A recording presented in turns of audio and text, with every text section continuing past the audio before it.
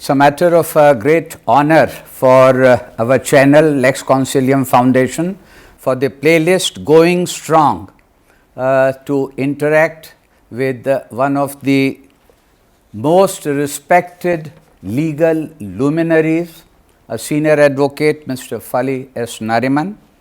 I am grateful to you, sir. My first question to you is, sir, that the three very distinguished awards that you have got, Padma Bhushan, Padma Vibhushan and the Gruber Prize for Justice, it is known that you decided to donate them to your alma mater, Bishop Cotton School in Shimla. Why is it so? You know, this struck me as odd because when you sent me this question a couple of days ago, I inquired from you where it came from, and you pointed it out quite correctly that it comes from Wikipedia.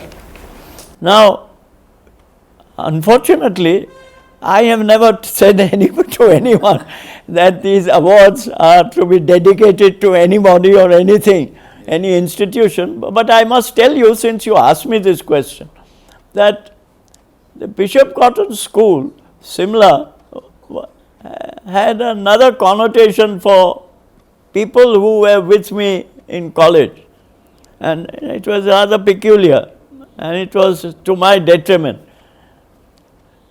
You see, my parents and I had trekked out from Burma, because we are refugees from Burma, in late 1941, beginning of 1942, when we had to trek out because the road from Mandalay to Rangoon was cut, and the Japanese and the governor of Burma told my father, who was on the executive council of the governor, that no, Sam, don't worry, just go up to Mandalay and come back whenever you like. But we couldn't come up whenever we liked because the Japanese cut the road.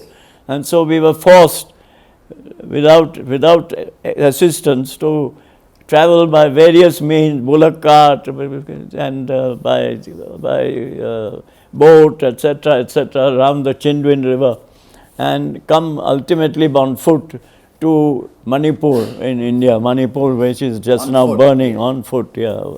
So we were refugees, three, my mother, myself, my father and myself. And then when we came over to Delhi and stayed with a friend of my father, the question was where to put me, who was a person who was out of the 7th standard in Rangoon and looking for a school. And that's what they decided, that I should be a boarder now in Bishop Cotton School. So I was not very happy in Bishop Cotton School because I was a namby-pamby sort of fellow.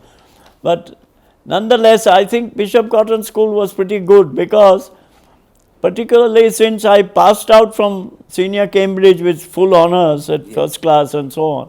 So I was rather proud of myself. But to my chagrin, you see, there was a Jesuit father of ours, a missionary father in St Xavier's College, Father Fell. He used to teach us French. Okay. And French, being a second language, I only knew Burmese from Burma. I didn't know French. And within 6 months after my senior Cambridge, I had to pick up whatever little I knew.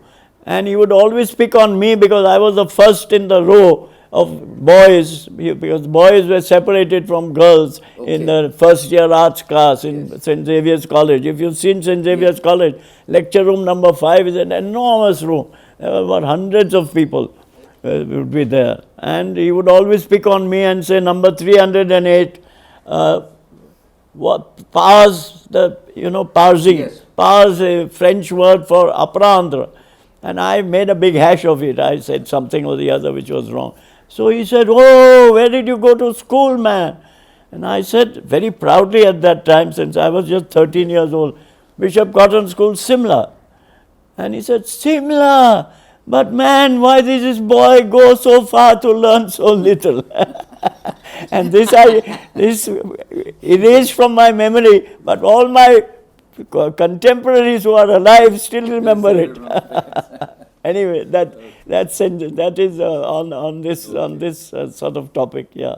Now, moving on from Shimla days, sir, what changes do you see in the legal profession from the days of your entry when you went to Mr. Kanga's chamber? Oh, tremendous, tremendous. In the first place, you see, we never had this high tech at all. We'd all go through all ponderously all the law reports, AR manuals, and so on, and that was somehow a great training for all of us. Hard work, yeah. And we never had anything like our typewritten thing. We used to have, what did they call it? Cyclostyling. Yes, cyclostyling. It's gone completely out of fashion.